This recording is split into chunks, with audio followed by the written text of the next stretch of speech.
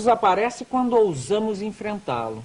Frase de François Chateaubriand, que eu escolhi para apresentar a minha convidada de hoje, a psicóloga Mônica Gorgulho. Ela é diretora da Associação Internacional de Redução de Danos, uma entidade mundial que defende o uso seguro das drogas. Ô, Mônica, por que você não fala em combate às drogas? Bom, primeiro que eu sou uma pessoa muito prática, né? E a gente tem gastado décadas tentando combater as drogas e o sucesso é esse sucesso super questionável aí que algumas pessoas garantem que a gente está caminhando em diminuir a presença das drogas no mundo, etc, etc, mas que a grande maioria das pessoas não acredita que isso acontece ou aconteça. Basta a gente ver os números que estão estampados aí no mundo nos últimos anos, né? Combater as drogas, em primeiro lugar, não faz muito sentido, porque as drogas são substâncias que estão lá, elas não estão provocando nenhum efeito, elas não têm uma vontade própria, então não tem por que combater as drogas, né? Combater o uso de drogas, que então deveria ser o termo pretensamente mais adequado para tratar desse assunto, tem se mostrado uma abordagem muito pouco eficaz, que tem feito a gente lidar com problemas cada vez mais complicados neste assunto referente ao fenômeno drogas, né?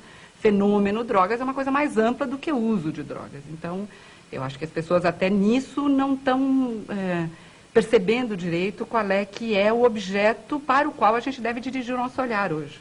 Então, hoje nós vamos dirigir o nosso olhar para a sua proposta de redução de danos, não é isso? É sobre isso que nós vamos falar daqui a pouquinho.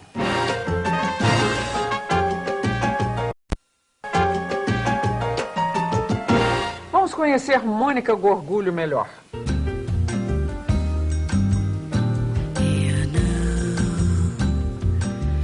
You must take a look at the new land, the swimming pool and the teeth of your friend, the dirt in my hand. You must take a look at me, baby, baby. I know that's the way. Mônica, esse gorgulho é do Paulo Gorgulho?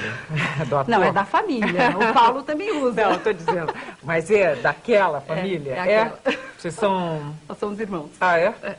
Muito bom. Mas hoje o assunto não é Paulo Gorgulho, que nós gostamos e admiramos, é o seu trabalho mesmo. Você tem 20 anos de profissão. Você trabalhou por 10 anos no programa de orientação e assistência a dependentes na Escola Paulista de Medicina. E hoje é o braço brasileiro da Associação Internacional de Redução de Danos. Antes de mais nada, o que significa exatamente redução de danos?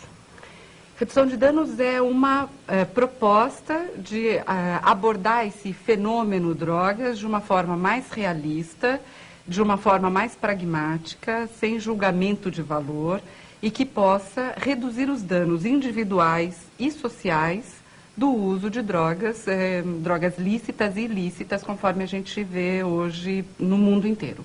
Uma proposta que começou há quanto tempo? Está fazendo 30 anos já. 30 anos? Bom, a sede da Associação Internacional de Redução de Danos é na Austrália, não é isso? Sim. E vocês têm cerca de 2.000 associados, não é? Oficialmente, esse é um número que acaba representando pouco o nosso perfil, né?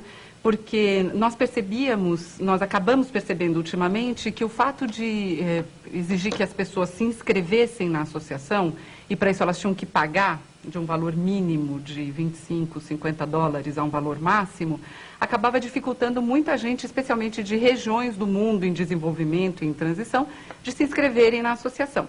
Então, o nosso número acabou ficando, eu acho que ele está muito aquém do que ele representa, na verdade, mas porque a gente tem muitas associações inscritas na Associação Internacional de Redução de Danos.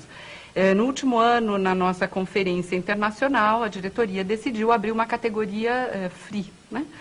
Grátis de inscrição, e com isso agora a gente está ampliando muito o número de associados, mas como tudo isso leva um certo tempo para que a coisa se configurar. Como é que a associação trabalha? A associação trabalha, talvez a ferramenta mais importante da AIRA, que é como a gente chama, né, a Associação Internacional, sejam as conferências internacionais que acontecem anualmente. Para quem? para todas as pessoas, de todas as formações, de todas as graduações, né, nível de escolaridade, que se interessem pelo assunto drogas e que se interessem por uma novidade na abordagem, especialmente os próprios usuários de drogas. E os pais dos usuários, que são as famílias sempre dos super usuários. preocupados. Eu vou falar, porque daqui a pouco eu Bom, eu já vou dizer. Você deu uma entrevista à revista Época, que, aliás, eu adorei, daí fiz questão de convidá-la para vir aqui, falando sobre a redução de danos. E uma associação de pais de dependentes reagiu furiosamente, não é? Mandando uma carta para a revista.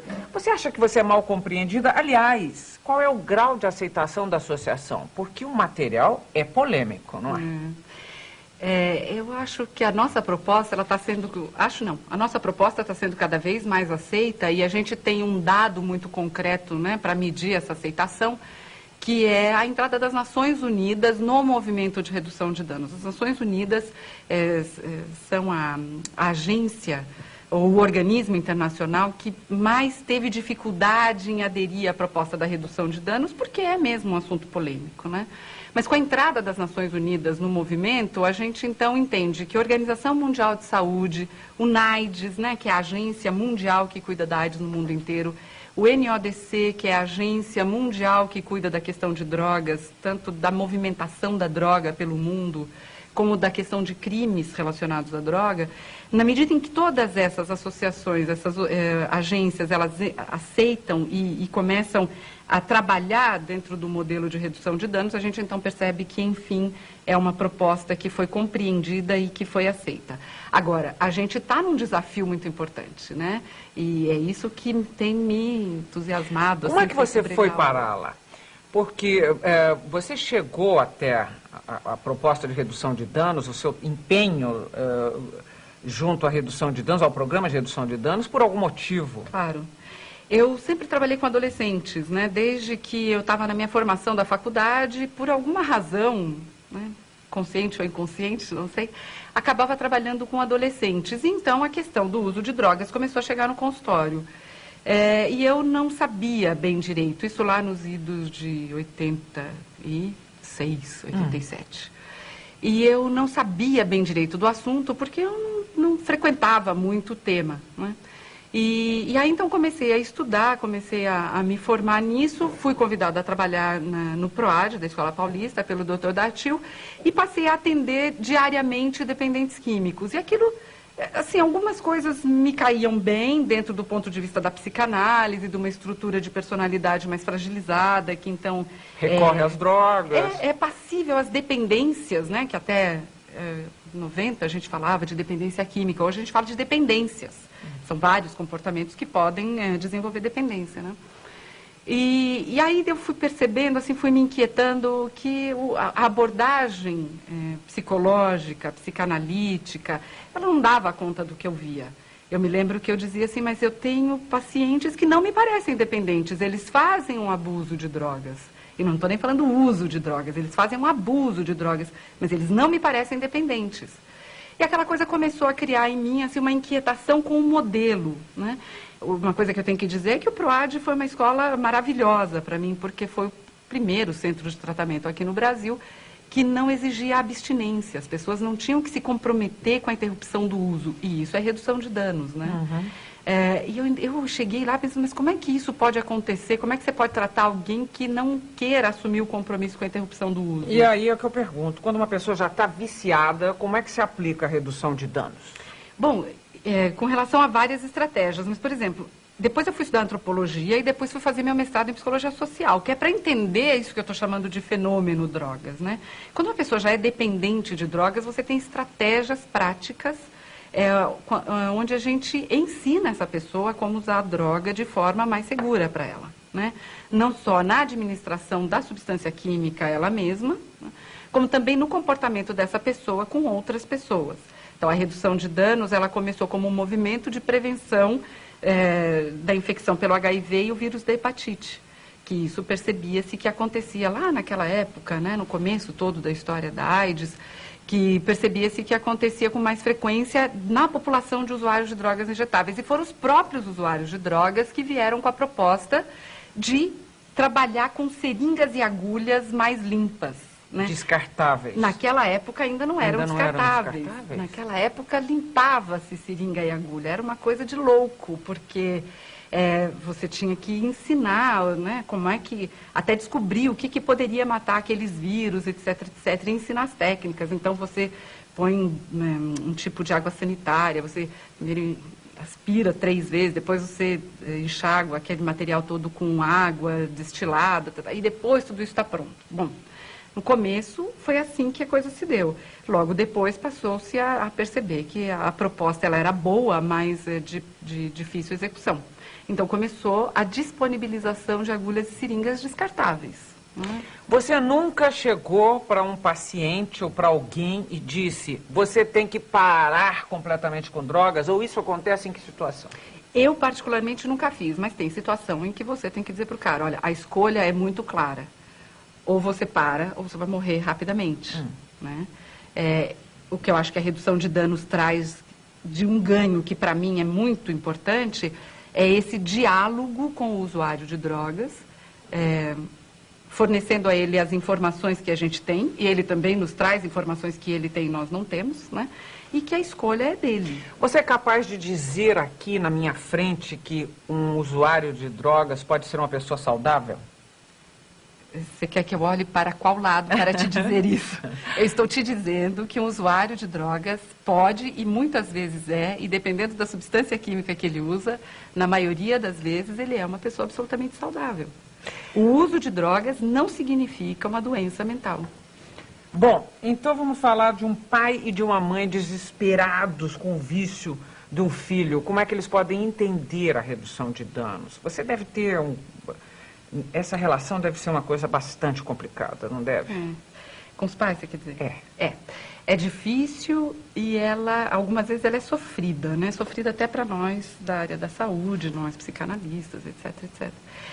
Ela é difícil porque fica parecendo que você está propondo uma coisa que é louca, né?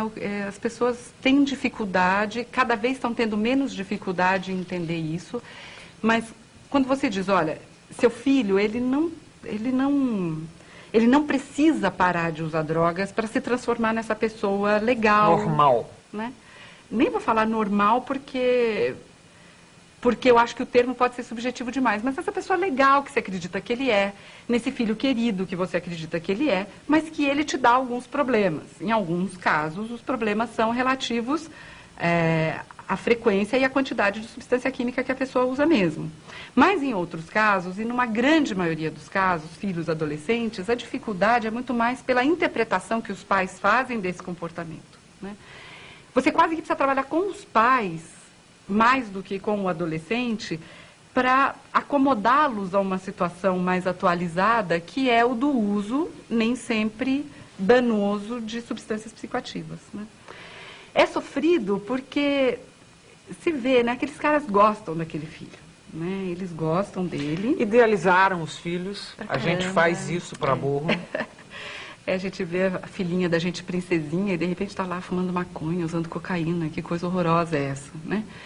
Então tentar fazê-los entender que a realidade pode ser vista de outro ângulo é uma coisa que muitas vezes é um processo doloroso, mas também quando a gente consegue levar a cabo esse processo, é uma das coisas mais bonitas que eu já vi. Você já teve resultados positivos? Resultados com a redução de danos significativos? Já. Então, eu pessoalmente atendendo em consultório, atendendo na clínica, e o movimento todo de redução de danos talvez seja a abordagem de atenção ao usuário de drogas que mais tenha sido estudada, pesquisada, medida, catalogada, né? E que comprova o resultado sem sombra de dúvida, porque a maioria das vezes as pessoas dizem, mas essa abordagem da redução de danos, ela não é permissiva demais e ela não vai fazer com que as pessoas se sintam estimuladas a usar drogas, né? E a gente pode mostrar por números que não aumenta nenhum grau, né, nenhuma taxa. Em nenhum país onde a redução de danos é aplicada, não aumenta a taxa de dependentes. Você está pensando em que países quando você fala isso? Bom, nós estamos nos 5 continentes, né? Tem vários países, pouquíssimos países são países